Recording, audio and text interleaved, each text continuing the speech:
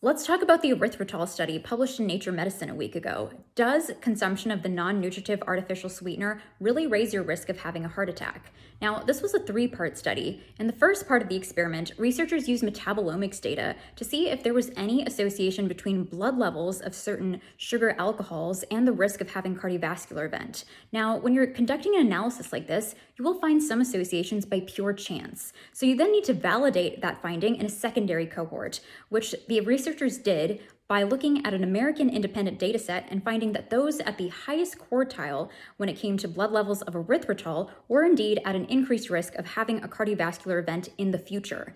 Now, another problem is that just because you're seeing this association doesn't mean that erythritol is necessarily causative of heart attacks.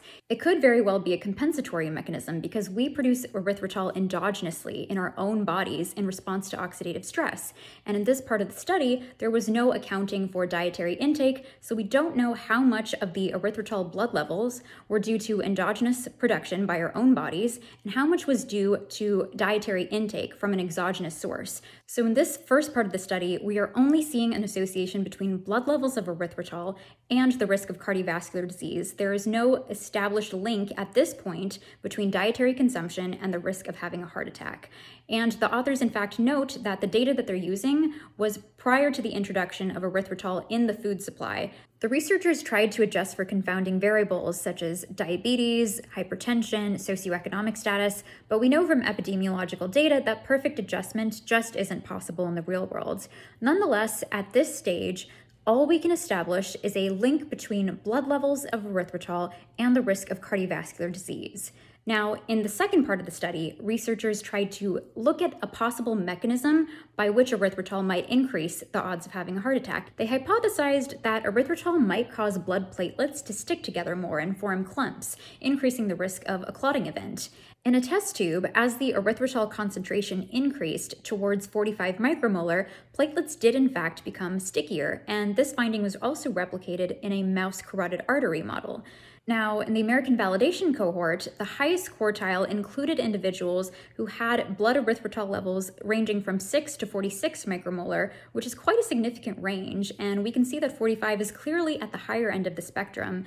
This brings us to part 3 of the study, in which researchers gave 8 healthy human volunteers 30 grams of erythritol to consume as a sweetened beverage. And just for context, 30 grams is about the amount of erythritol you would find in an entire pint of Halo Top ice cream. After volunteers consumed this 30 grams of erythritol, their blood levels did stay elevated above the 45 micromolar mark from 30 minutes to 2 days afterwards. Now, it's important to note that in this arm of the study, researchers didn't look at other markers of cardiovascular disease such as fibrinogen, clotting cascades, any sort of other markers that would suggest endothelial function. They were just evaluating these blood levels of erythritol and using that as a way to validate the findings in the first part of the study.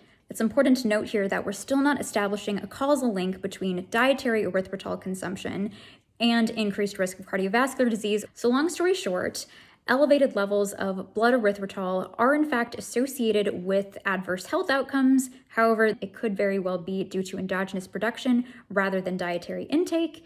And I don't believe, in my opinion, that the evidence is strong enough to recommend against consuming erythritol as a dietary sweetener.